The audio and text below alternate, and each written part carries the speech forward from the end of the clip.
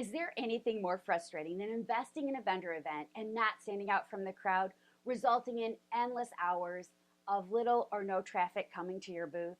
Or having passerbyers glance over or shy away in fear of being pounced upon?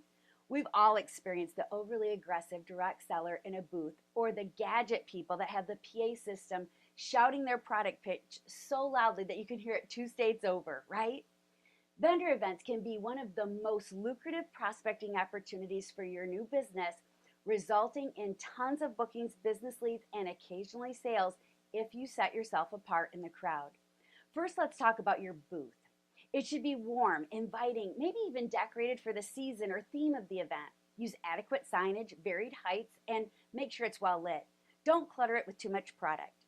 Set up a starter kit, your host exclusive items, customer bonus buys, monthly specials, all in one grouping so that you can easily show a prospect what products are included in the kit, the most popular host exclusives, and the monthly specials to encourage bookings. Another display should consist of what a host receives with an average $1,000 party. Lastly, the third part of your display setup, which should be in a U, can have some cash and carry items and your gift for your drawing giveaway used to gather the prospect's contact information. Next, let's look at your approach. When you have someone come into your booth or approach it, you have less than 30 seconds to make a good first impression and get them engaged. Don't be aggressive, but ask curious questions to engage them in conversation. It could be like, have you heard of the name of your company? Or, what caught your eye? Maybe you could ask, what do you like best about a product, right, or your company? Wouldn't you like to experience the name of your company? Come take a look. Or, how can I serve you and your name of your company's needs, right? As a businesswoman, I always want to get the greatest return on my investment, and that is to use your vendor event for lead generation.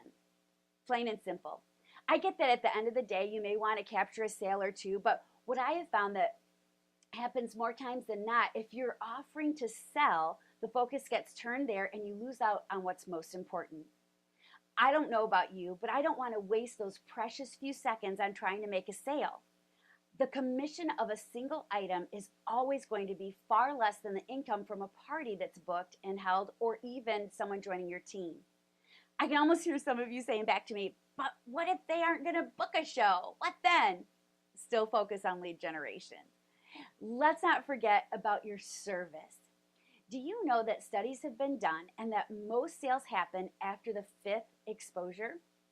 I've seen this time and time again work for bookings too. So if we focus on the immediate sale and don't capture their contact information, we have no way of staying connected to them to continue to serve them with excellence, right? And I have no way of getting the booking or even sales in the future. If you want to serve your customers well, then use your vendor events for lead generation, plain and simple. Now, don't be shy to ask or incentivize for the booking with a date during the event, right there on the spot.